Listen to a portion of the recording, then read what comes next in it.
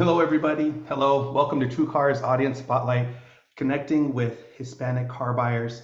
I'm Matt Jones. I'm the Director of Communications, Corporate Communications here at True Car. And before anything, I'd really like to sincerely thank you for taking the time out of your day to join this conversation. Today's webinar, we're going to be discussing how to effectively market to and sell to multicultural consumer bases. Because many of us are in this industry for the long haul. I'm on year number 22, and as the demographics of our country continue to evolve, our approaches to how we think about and how we market and how we sell to this demographics should also evolve as well. So to kick off this conversation, we've brought on two of the industry's brightest minds. And our hope is that we can share some thought starters. We can share some tips and some techniques that are going to make us all a little bit better. And so with that, I would like to introduce our two guests, Susan and Hernan. And I'm going to ask Susan and Hernan to introduce themselves because I can't do them justice. And Susan, let's start with you. Hi, Matt. It's so good to be here. I'm so excited. I love getting together with True Car and talking about this topic specifically. It's a hot topic right now. I've been in the car industry for about 24 years now. About 21 of those years was spent on a showroom floor. I started at the very young age of 21 answering phones as a part-time receptionist in college. Got pulled pretty quickly into the showroom to close deals in Espanol. And that was the beginning of the rest of my career. I left the showroom floor to focus on my family about 3 years ago. And so I am the director of training and engagement now for Allen Ram's Proactive Training Solutions, travel all across the country, visit dealerships from Highline to Independence and everyone in between. So I am very passionate. Happy Hispanic Heritage Month, by the way. Very passionate about this group, which is my group, which I represent. And I'm happy to be here and share some of our solutions and tips, pro tips for everybody. So now, Susan, before you hand it off to Hernan, what is your background, your ethnic background? So I am actually an immigrant. I was born in El Salvador, and I came into the States at the age of 2. So very, very young. And I apologize. I've got a family member who's restless behind me.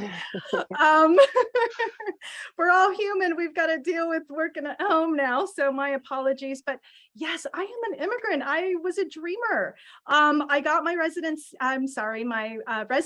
yes, at 14, my citizenship at 21. So my first language was Spanish. So I am very, very ingrained in my culture. And there's just so much opportunity and so much to share. So again, very happy to be here. Thank you, Susan. Hernan. Hey, everybody, and good afternoon, Matt and everybody. My name is Hernan Tagliani. I am the president and founder of the group Advertising. We are a national full-service multicultural advertising and digital agency based in Orlando, Florida, with offices in Miami, New York, and Buenos Aires. It's a pleasure and honor for me to be here today, share some valuable insights about automotive and Hispanics and multicultural consumers. I have been working in marketing and advertising for a little over 32 years in both regions, a lot in Latin America with automotive and also here in the United States. I live here for 21 years. I was born and raised in Buenos Aires, Argentina. I moved here 21 years ago. Had the opportunity to work with different Anglo advertising agencies until I opened my own one 16 years ago, working a lot with automotive industry as a tier 1 or a tier 3. So excited to be here and excited to share some valuable insights with you today. That's awesome. Well, again, thank you, Hernan. Thank you, Susan. And again, thank you for everybody who's taken the time to be with us today. So let's jump in. I mean, why are we here? Why are we having this conversation? Why is it so important to have a conversation about how to connect with Hispanic buyers? And I think to start this conversation off, Hernan, I'm going to kick it to you. Excellent. Well, while we're here because United States is more culturally diverse than ever before, according to the latest 2020 census report. Right now, United States is going through this cultural and demographic shift where the growth moving forward will come from multicultural consumers, in particular driven by US Hispanic market. Just to put things into context, according to the latest census, 42% of millennials right now are multicultural, and 21% of that is US Hispanics. Also, more than 50% of the US Hispanic population is within the millennial brackets. The census also share that Americans 18 years old and younger are the most multiracial generation than ever before. So 53% of Gen Z is multicultural, and from that, 25% is US Hispanic market. The census also share that the white population continues to shrink. It shrunk 6% between 2010 and 2020, and will continue to do so. So these market trends and demographic shift definitely is questioning brands and industries and marketers. How do you are going to be able to assure sustainable growth as mainstream is becoming multicultural? So it's questioning a lot of marketers and CEOs of organizations that, okay, well, it's time to start reevaluating our current strategies as mainstream is becoming multicultural. So that's where we are right now. Right now, Hispanics are the primary contributor of total US population. It is estimated between 2020 and 2025, 53% of net population growth is attributed to Hispanic market. And by 2060, between 2020 and 2060, will represent 68% of net population growth, US Hispanic market. So in a nutshell, is that useful diversity is becoming the counterweight of white Asian consumers. That's where we are right now, and that's why we're having this conversation. Makes sense. Susan. Wow. Well, let me recap some of the highlights that Hernan just went over. And listen, I am sure, and I'm hoping that sitting on this call, we have everyone from salespeople, sales managers, internet managers, dealer principals. We're talking to you right now. All I'm hearing with our clients, our dealerships, is how do we become recession proof, right? Things are changing. We've got to sell again. What are we going to do? There's managers that are worried for their teams. How are my salespeople going to survive and make the money that they're used to making? And I think, with this opportunity that exists before us, listen, this was an opportunity before, this downturn, right? The Hispanic, and I don't know if you caught that, but I think it was 65% of all growth is contributed to Hispanics right now. We are outpacing every other demographic in the United States, and 1 out of every 5 babies that are born are Hispanic right now. But the great thing is, and something Hernan mentioned too, multicultural. Most Hispanics are driven by diversity because they're mostly millennials who are driven by diversity, inclusivity. So, and so many other interesting stats, but there's this fear right now, Matt, that's happening. And before us, there's really this gold mine of opportunities in the Hispanic market. And so it really pumps me up to hear Hernan go over those stats. Now, like I mentioned before, I've been on the other side. So, I have been with my mother out buying her first vehicle as a working Hispanic lady. Now, this was way long ago. I was in my teens. But I recall like it was yesterday, her having the fear of walking in, right?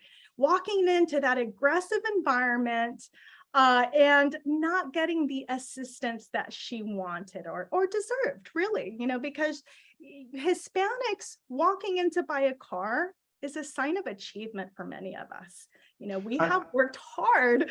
And so, I've felt the challenge that Hispanics have, but on the other side, working at a dealership, I've seen what salespeople do. And unfortunately, it's just nature that has us overlook these people that might be your most loyal clients for life. And by the way, the median age of Hispanics right now is 29, which means that most Hispanics have not reached their highest peak income levels yet. They've got cycles and cycles and cycles of car buying to do. And we love referring people that we like doing business with. So that's just, what screams at me after hearing all of those stats. Those are some of the top, I think the overall message that we're trying to convey here is, if you're looking for something to keep a recession proof, this is a great solution for you, especially if you're in a dealership or in an area where that the demographic of Hispanic buyers is increasing. Well, even if you're in an area that you don't know that the demographics are changing, people move, people change. I think I heard a stat somewhere that said in 2020, there was 1.7 million brand new car sales attributed to people who were Hispanic, but that was amongst only 8 states, right? And there are far more than 8 states in this country, and people do move as economies shift, as jobs shift. So even if if you're in a state like California, Florida, Arizona, New Mexico, the states that we already know, that's fine. But what if you're in a state that has an emerging Hispanic population? And those are the folks that we want to talk to. So, I think we understand, the opportunity is there. There's plenty of opportunity, and we really want to dig into it. So we know that the market is big. We know that the market is growing. Hernan, you blew my mind with some of those numbers. I didn't quite understand how big the market is going to be coming. But I also heard a stat that said that essentially one out of every five new cars being sold right now is being sold to somebody who identifies as Hispanic. So the reason we thought that this would be pretty powerful conversation is there's some marketing opportunities, there's some selling opportunities, and there's some behavioral opportunities. So let's get into the opportunities when we think about how we can really market to this very diverse group. And Susan, I want to talk about your mom for a moment, because that story about your mom is very personal. I wonder if when your mom was venturing out to buy her car, if there would have been a little bit less trepidation, if she would have felt maybe more invited into the area or invited into the dealership. I've heard you speak before in here and mention something about a case study that you did where there was an area that was 75% Hispanic, but when you checked in the way that some of the dealerships were marketing, I'd like for you to talk a little bit more about that, and we can use that as a stepping stool to understand what is the first opportunity that dealerships have to cause a connection. So talk about that market analysis that you did, Susan. I will, thank you. So I live in a very high metro area. I'm a little outside of the Los Angeles area. However, we are in a very high Hispanic demographic market. And in fact, there's a neighboring town of mine, Oxnard, California, if you're from Oxnard, California, that just happens to be 75% Latino. And we know this. I get the best food in Oxnard. We know if we want to eat well, we go into Oxnard. But, I went in to do some research, because that disconnection that you're talking about, right? That first step that dealerships should make is quite simple. And it's inviting, making those potential buyers feel invited, not just walking onto the lot, but on your website and any sort of marketing that you have.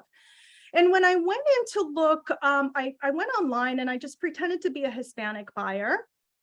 Venta de carros in Oxnard, California, car sales. I actually was very specific in the brand that I was looking for.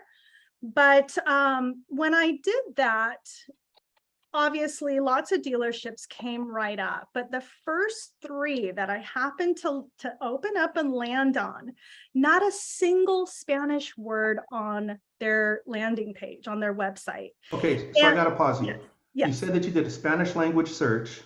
Correct. In a heavily Latino area. Correct. And the websites that popped up first in your search, even though you did a Spanish language search in a heavily Latino area, Correct. There was no Spanish language content or copy on the landing page. Is that what you're saying? Not on the landing page, no. Now, do these dealerships have Spanish representation? Absolutely. They What do you mean by probably Spanish do. representation? Well, do they have assistants in Spanish? Do they have a Spanish speaker? Do they have perhaps a department that specializes with this group of people? I'm going to give them the benefit of the doubt and assume that yes. And if not, then reach out to me and I can help you do that. But I'm going to assume that yes, the disconnection is here, is when shoppers are looking, right? And you don't have to do much. You don't have to make this whole grandiose Spanish invitation, because guess what? We still want to be treated like everybody else. We still want the service, that top-notch red carpet service that you provide to anyone else, regardless of their ethnicity. We still want that. So you don't have to make a lot of changes. You just have to make sure that you have the invitation open there on that site. So just a few words, bienvenidos. It could be just something like that. Se habla español is the most common thing that you can put on there, but a banner, bienvenidos. Or maybe it's representing your Spanish team or your Hispanic team. If you have Hispanic salespeople, this is your next layer of leadership at the dealership. So, Susan, you said something that really resonated. I saw an audit that a company had performed of dealership websites and what they look like as far as their outward marketing, even in majority towns.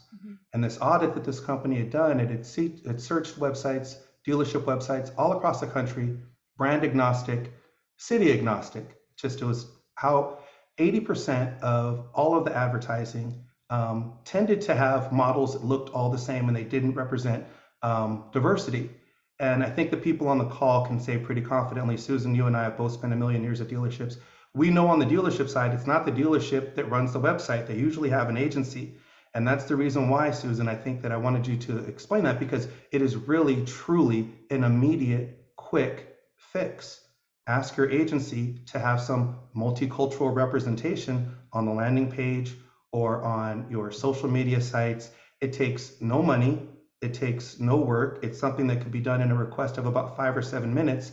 But again, I'm not going to stop thinking about your mom, Susan, going into the dealership.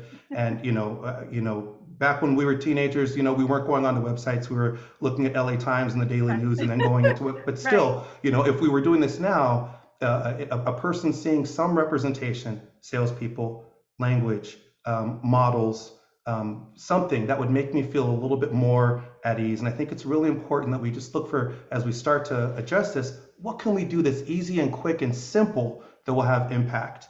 Hernan, do you want to chip in? You want to throw some knowledge in? Yeah, no, absolutely. Look, first and foremost, it's very important to understand, to basically supplement what Susan just said. Hispanics, when it comes to automotive, Hispanics are leading the multicultural growth in automotive. As a matter of fact, in 2020, they represented 29% of all new registrations, 68% of industry volume growth from automotive between 2011 and 2020 has been attributed to the Hispanic market. So definitely dealerships needs to understand the way they sell cars to Hispanics. What are the things that a Hispanic car buyer has in consideration at time of purchase is crucial. So because part of what Susan shared before, selling a car to the general market, to an Anglo consumer, is a little bit different compared with the Hispanic market. So I still believe there's still a disconnection between not just dealership, but just brands overall, how they do business, compare with this new multicultural, savvy, technology-driven consumer. Let's be realistic here. Millennials care less about owning or possessing material things. It's all about how you make them feel. It's all about the experience from the first moment they interact with your brand, will be the website, and how that carries around all the way at the time of purchase of the products and service, and then how you keep them engaged with your brand the same way. So I know in many cases we live in this transactional mentality of how many cars I can sell today, next week. and next month I need to reach the goal. But also we cannot forget that society is changing. So you're dealing with a totally new demographic, psychographic group that they want to be taught in a different way. They want to be perceived in a different way. So the customer experience at the dealership, from the moment they walk inside to your dealership, to your showroom, it has to be superb. And back to what I was saying, understanding attitudes and behaviors, what Susan shared before, for Hispanics, I will share with you the differences between somebody from general market, a white consumer compared with Hispanics buying the car process. For example, for a white consumer buying a car, they see it as a hassle. They expect service. They understand and know the process. They know they most likely they are pre-approved, right, to buy the car. It's a me decision. This is a car for me. They see this as a transaction. They feel they deserve it, and they minimize their relationship with the dealership. I just get the car, sign the paper, move on. Don't try to sell me stuff or warranties on this, on that. I just want the car and move on. Now, we take that into consideration for Hispanic. It's a little bit different because buying a car, they see it as an event. So they are very concerned about how they will be treated. So it's important that you have bilingual people in your team, that you have collateral materials, bilingual collateral materials in your store. You don't have to be on your face. Hey, you look Hispanic. I'm going to tell Pedro to talk to you. Just let them tell you, or the front desk or receptionist, I want to talk to somebody that is bilingual, right? So they fear the process. They hope they will get approved. However, as we shared before, Hispanics, right now they're getting to the peak earning years. The average age is 29 years old compared with non-Hispanics 42. So it gives you 74 more years of buying power compared with somebody that's not Hispanic. So they're getting better into middle to upper class. So I want to address this because there's still some misconception that Hispanics are people that are crossing the border. They're Mexicans, tend to be Mexicans. They don't have money to buy my luxury car or brand that I'm selling in my dealership. It is absolutely incorrect. 75% of the US Hispanic market is US born. At this point, we're talking about third, fourth generation Hispanic, bilingual, bicultural, higher household income, higher level of education. They tend to spend 94% of the disposable income. Only foreign-born Hispanics is 1/3 of the population at this point. So that's to put something into consideration. They have the disposable income. They have the money. Some of them, they are not homeowners. They tend to be renters. But when it comes to purchase a car, guess what? They will spend the extra money driving a luxury vehicle because they feel they can. The car basically exposes you to the masses that you have achieved that American dream. As an entrepreneur, you're buying a luxury vehicle. So that's something to understand. Second, it's a family decision. It's not my decision. So I'm going to have into consideration what vehicle will fit and fulfill my family's needs instead of my need. So it's not a me decision, my decision. It's our decision. They see buying a car as an achievement. It's aligned with the American dream, right? Owning a home, owning a vehicle, and if it's a luxury car, even better. And they save a lot of money for that. In many cases, it is known that Hispanics tend to put a larger deposit down when they're purchasing a car because they are fear of losing what they worked so hard and saved for. So they tend to pay those loans even faster than non-Hispanic. They feel they earn it, and they value the relationship with the retailer, with the dealership. Compared with non-Hispanics, they minimize that relationship. And it's a proud celebration. So as soon as they get out of your dealership, guess what is going to happen? Number one, they're going to go home. They're going to show that car to the family members, friends, or community. They become your ambassador of it if the experience that you gave at the dealership through your bilingual and very well trained bilingual sales person, and Susan can talk more about that. So when they get the car and test drive it with their friends, they are already selling that car on your behalf.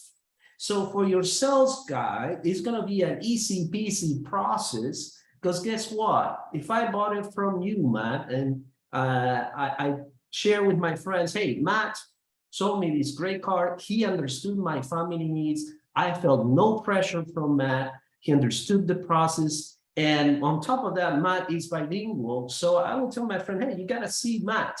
Because the same service that Matt gave me, he's going to give you. So I'm already selling that car on Matt's behalf. And for Matt, he already knows when my friend goes to the dealership, most likely, I would tell you 95%, that car is sold.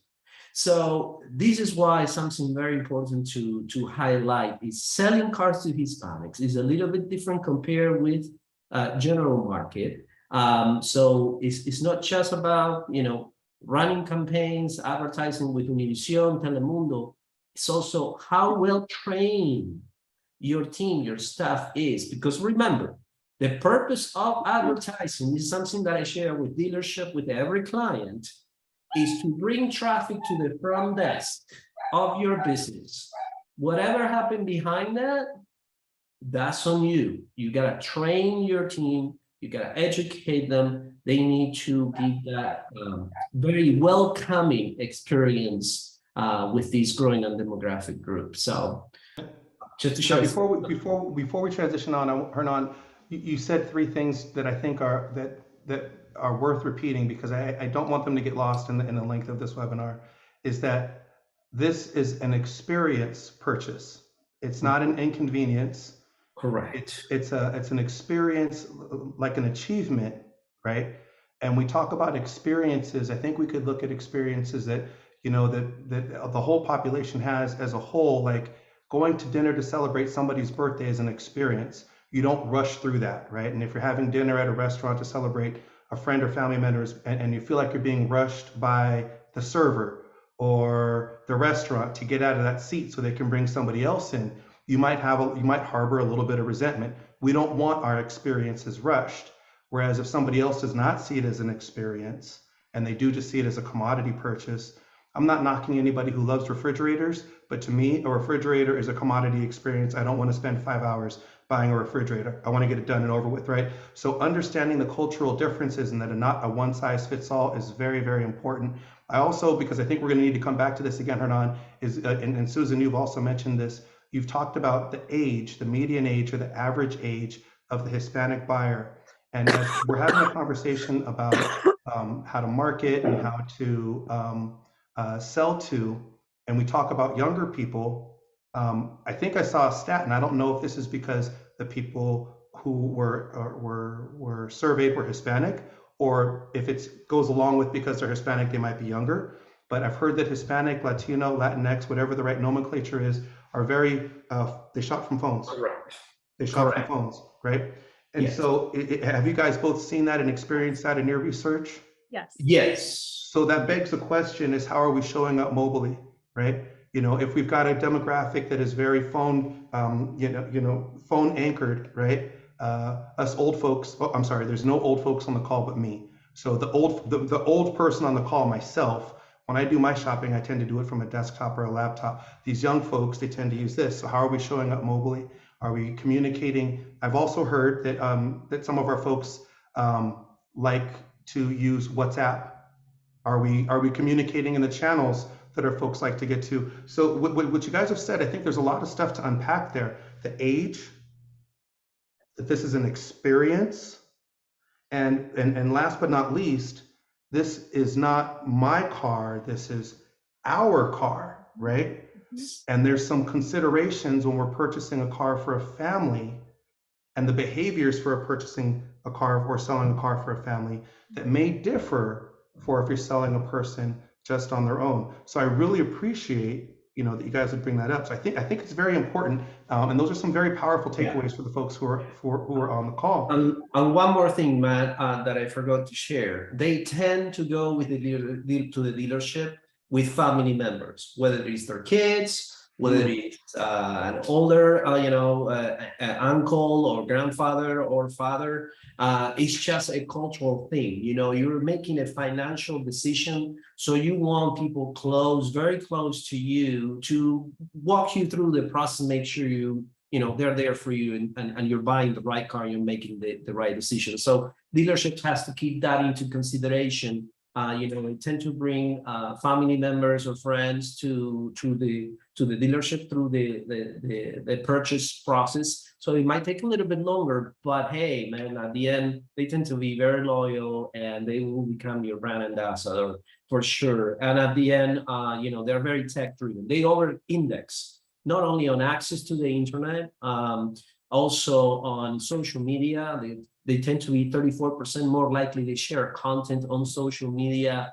So it's a very young, powerful, and digital driven demographic. The key here is how you translate that at time of purchase and at the dealer experience. And that's what Susan is the leader on this, the master brain on this, as she has been doing this for a long time, and educating and training dealerships about this. So Susan, I wanted to ask you a couple questions. We're talking about this younger skewing audience, this audience that has incredible buying power and incredible buying growth. Now, you sold, I sold, but you spend a little bit more time on the ground in dealerships. You spend considerably more time on the ground in dealerships than I do now. And so I'd like to ask you a question. I remember, at least when I sold, the younger demographics tended to be very tactile. They wanted to get in the car, they wanted to smell the car, they wanted to touch the car, drive the car, get into all the seating positions. I've heard in some demographic studies that Hispanic buyers over-index for being tactile buyers. They really want to experience this. Have you seen that in your experiences and in your trainings and your times in stores? I mean, I've seen it in my own family.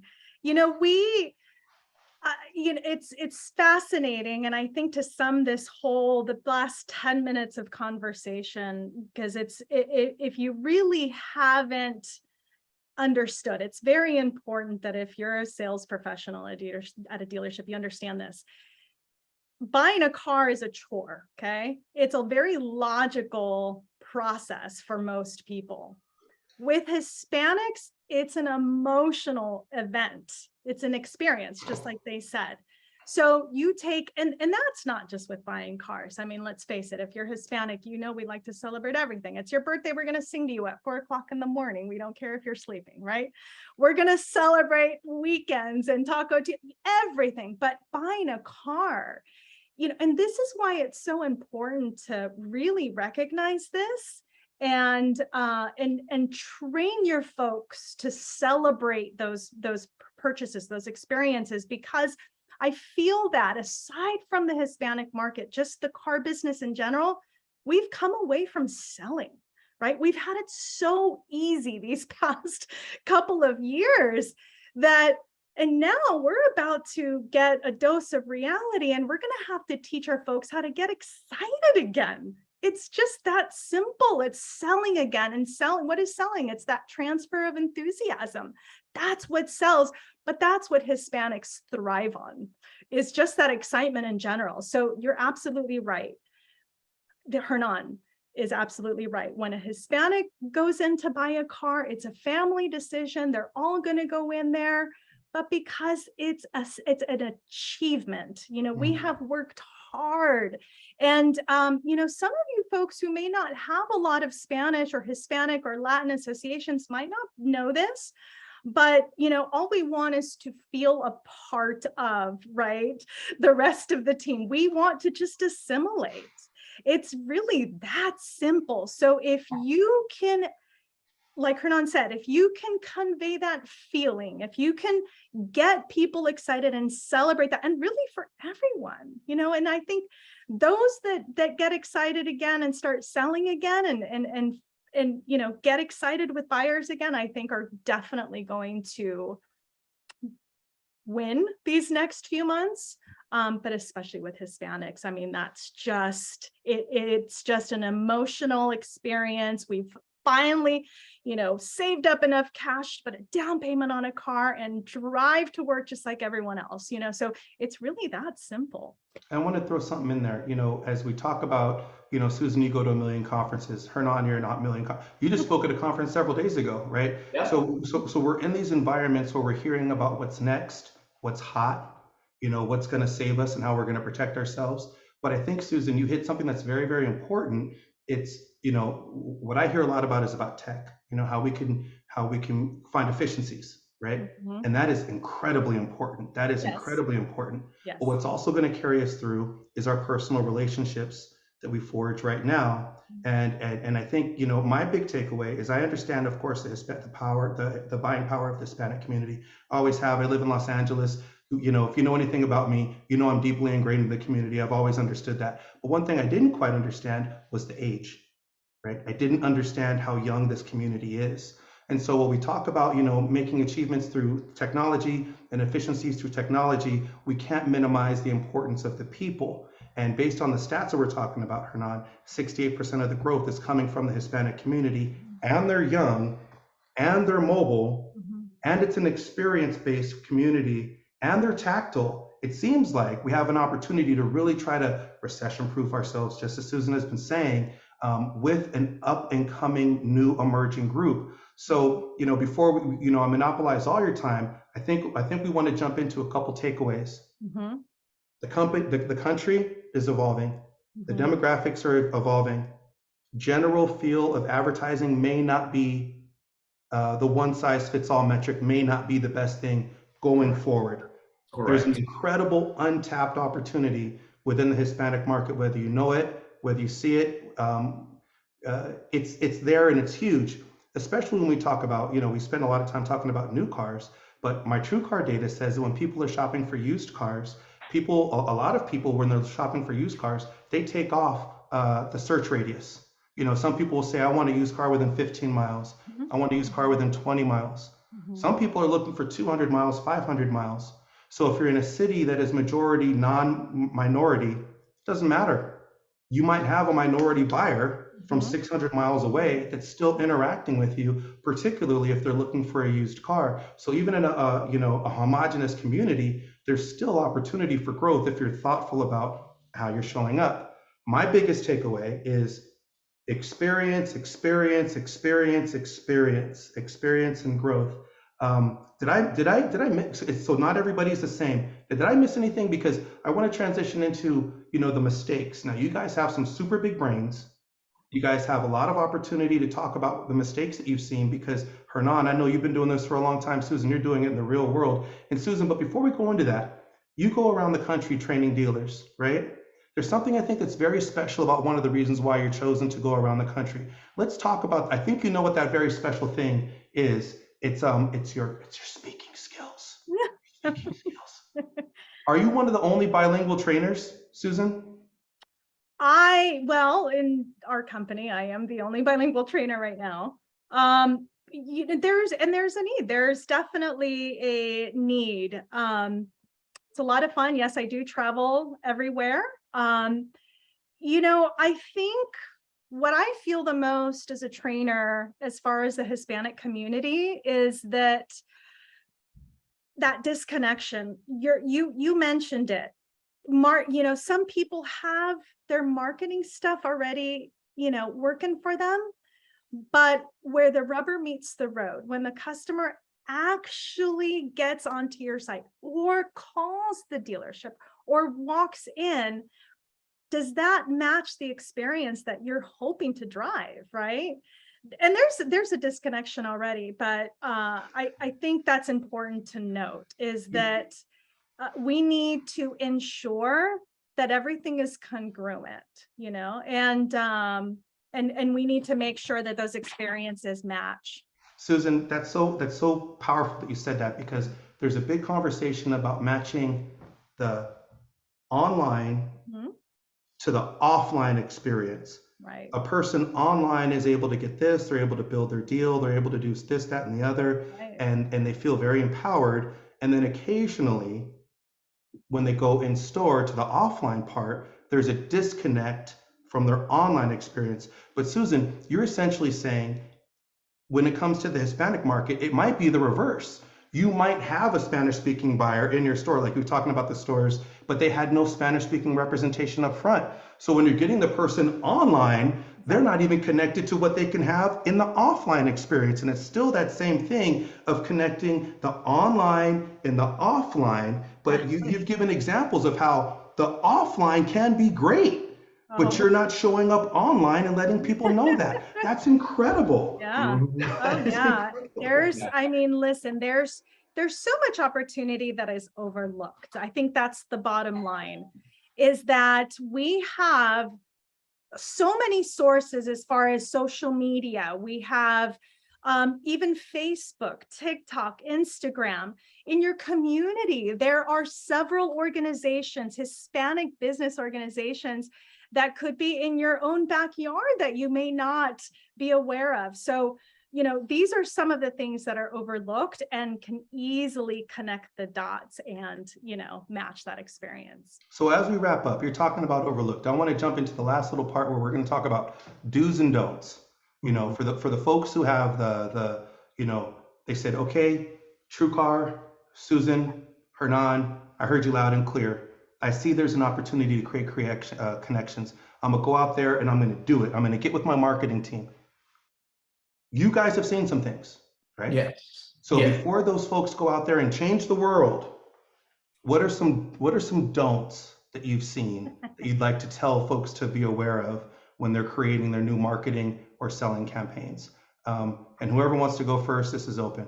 Hernan, I'll let you go first. Okay, well, so first and foremost, you have to be committed, right? If you really want success and you really want change. Unfortunately, we live in a very reactive instead of a proactive society, right? We tend to say, well, if it's not broken, just don't fix it. Well, guess what? That mentality is getting outdated. Because society is changing. Millennials, they want more. They just don't want a car. They want a little more. What do you stand as a brand? How do you treat me at time of purchase? So if you don't walk the talk, then you won't get the results you're looking for. Number two, besides being committed and allocating marketing dollars, many times I get pushback. Oh, well, I don't have budget for Hispanic market. And what I always tell them, I'm not asking you for more budget. I'm not asking you for you to go to your boss or your CEO and increase your marketing dollars. What I'm asking you is to take a look at where the growth is coming. What are the markets that you have a strong representation? How diverse that market is, and then reallocate your marketing dollars according to those areas of growth. How do you think you're going to grow the brand and you're going to grow your dealership if you are neglecting talking to multicultural consumers, in particular Hispanics? I just share those statistics in the beginning. That's where the growth is coming. So it's not about spending more, it's reallocating and be strategic and maximize your budget so you can assure return on investment. The other thing is, of course, I know now with dealership and automotive, digital is the big thing, which is true. People, the first thing they do, they go Google, take a look online, let's take a look of the review. So investing in digital is crucial for dealership. I am a strong believer on omni-channel campaigns. So it's not just putting all your eggs in one basket. You got to see what your target audience is and then see what the right media mix is, whether TV, radio, cable. Digital, of course, is the main source of business for dealership. But back to what I said before, the purpose of advertising is to bring you people, potential buyers, to your front desk, to the dealership. If your sales team, which is a tendency that I have seen over and over in automotive industry, tends to profile minority people, whether they are LGBT, whether they are Hispanic, whether they are Asian or African Americans. Just look at the people and say, this guy's going to waste my time. He's not going to buy anything. You can judge the book by the cover.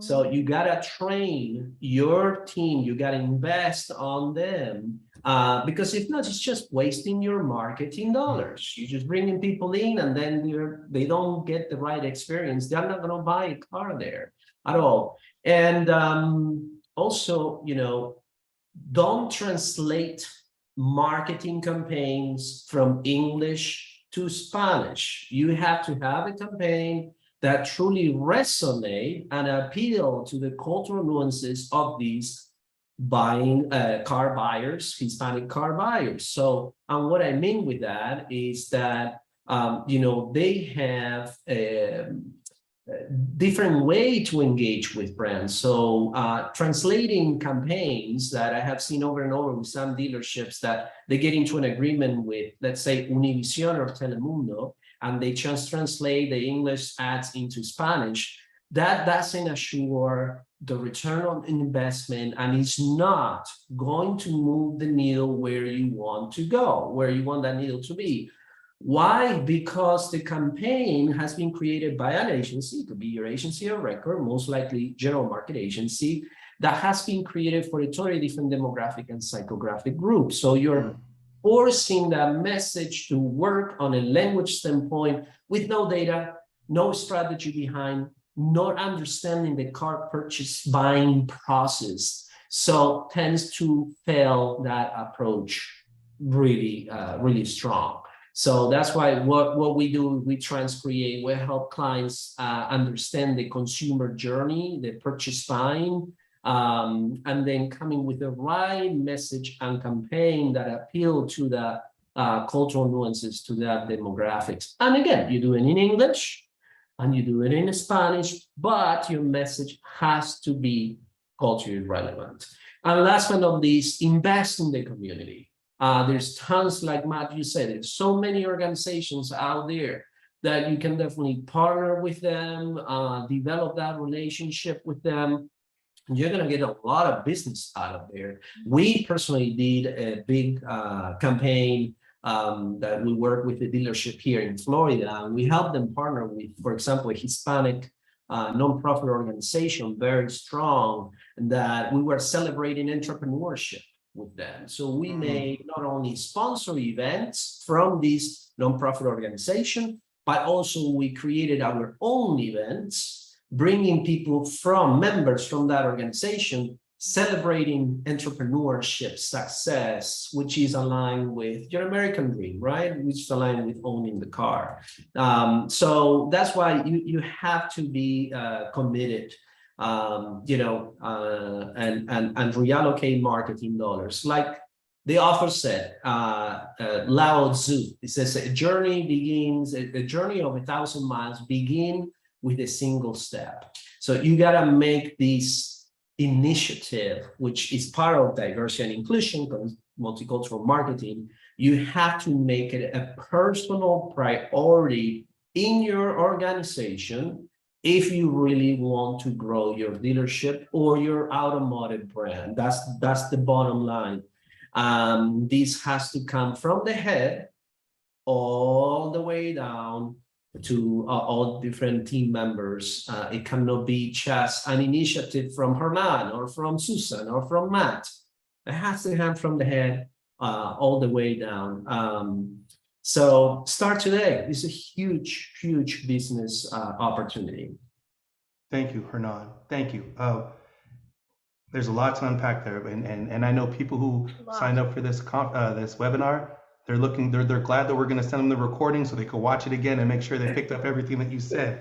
Susan, what are your do's and don'ts? Whew, Matt, I've got a lot of them, and I'm going to hit on the most impactful. Number one, don't gloss over this. Don't wing it either. Don't just, you know, say, listen, this is important, you know, here, and maybe send the webinar to your managers. That's not going to be enough. The whole Google Translate into Spanish, that's not going to be enough.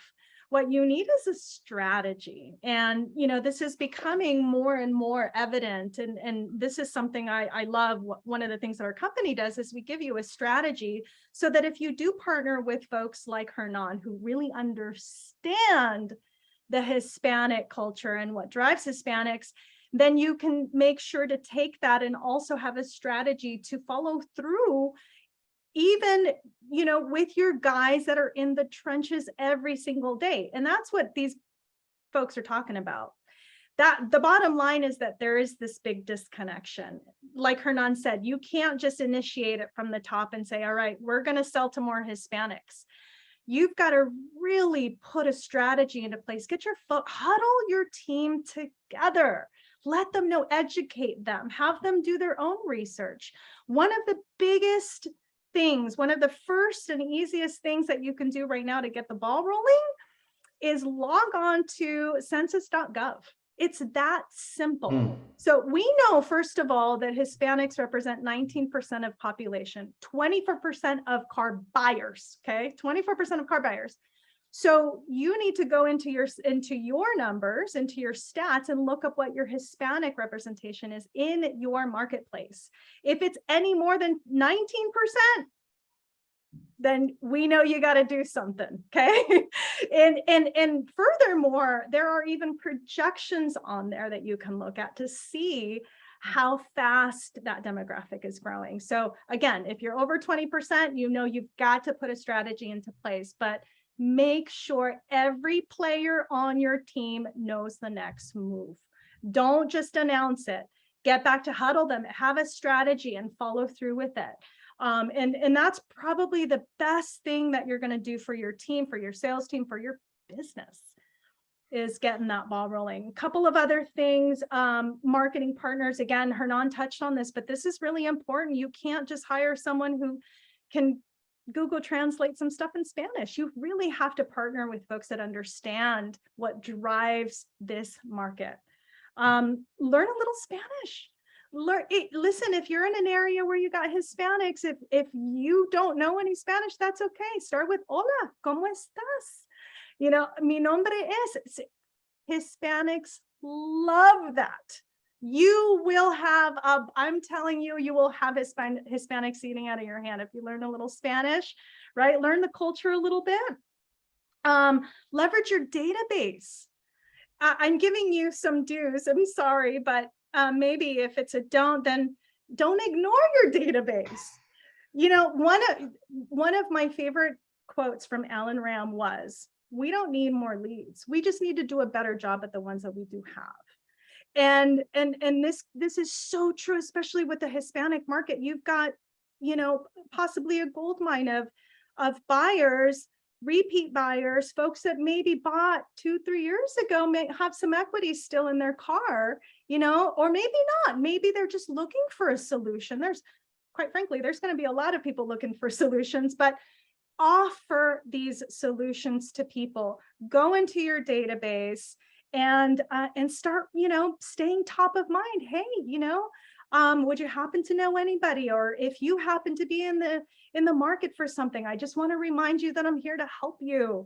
So really it's just that simple, but don't focus so much on the techie stuff and making sure that you've got all of the coolest, fanciest stuff without making sure that you've got the fundamentals on the field. I think that's incredible, Susan, because it's very easy to look for. We're in a technology-based world. It's very easy for us to look to technology to solve our problems, but we can't put our process ever before our people, because when it comes down to it, all we're trying to do is serve our people. I've heard somewhere that there are upwards of 20 different variations of Spanish that are spoken within the United States. A Cuban American may speak Spanish slightly different than a Mexican American, which might be different than a Portuguese American, which might be different than an Ecuadorian man. You know what I mean? So the nuance, and Susan and Hernan, you guys have touched on that, is the nuance is very, very important. We've all seen, all of us, English first speakers, we've all seen translations of products that have come from different parts of the country or different parts of the world. And you can see that the translation is done in a different part of the world and they're not getting the nuance right. And it's just comical, You go somewhere and you see a product, or a product is shipped to you, and you're reading the manual, and you can say, this was not, even though it's in English, it was not written by an English speaker, right? It was a translation of its original form.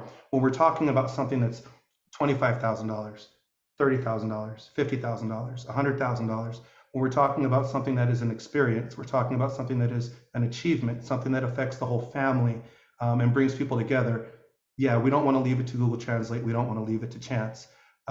My sincerest thanks to everybody who has participated. Secretly, Hernan and Susan, I have been watching the participants in this webinar, and the drop-off has been very, very low. Usually expect to see X amount of people come in, and then a certain amount of people are going to drop off about 10 or 15 minutes in. That hasn't happened in this case. What that means is two different things. It means you guys are also big brains and everybody appreciates that. But on top of it, it also means that the people who are engaged are very much engaged and understand that there is a tremendous opportunity going forward. If 1 out of 5 people who buys a car identifies as Hispanic, and the population is growing, and the population is young and hasn't hit its earning potential, it's obvious that this is a demographic that needs to be catered to. It's a demographic that needs to be thought about in marketing and in process. And I couldn't be happier and more honored that you guys spent your time with me to share it with the TrueCar team and with those who are on the TrueCar platform. Before we wrap up, because I don't want to monopolize any more of your time, although I'm greedy, I would like to give the people who are watching the show an opportunity to reach out to us with any direct questions, with your permission, Susan, and with your permission, Hernan. Of course. If that's okay. I'm going to ask Kristen to throw up on the screen what our email addresses are, so they can reach out to us with any questions that you may not have been able to ask during the presentation, since everybody was muted. If there were questions, we will answer them as we get back. And again, don't rack your head trying to figure out exactly what Matt, Susan, or Hernan said. You're going to get the recording in a couple days, and you can go over it. And please do share it with your teams.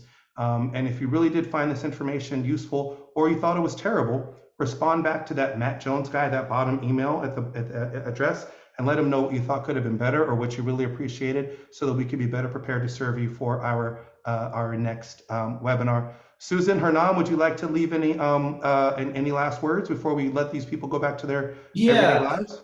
I would love to finish saying that 80% of all new cars registration in 2020 between the South and West region combined was attributed to the Hispanic market. Whew. So if you are on the South, you are on the West, and you're doing zero Hispanic market, guess what? Shame on you. How are you going to grow your dealership?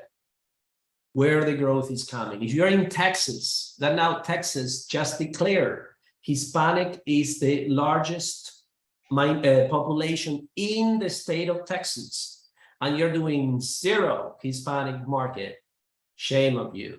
If you are in Miami, where 68% of the market, Miami, Fort Lauderdale, is Hispanic, and you're doing zero Hispanic market, again, it's time to start thinking, reevaluating how I'm going to grow my dealership, my brand.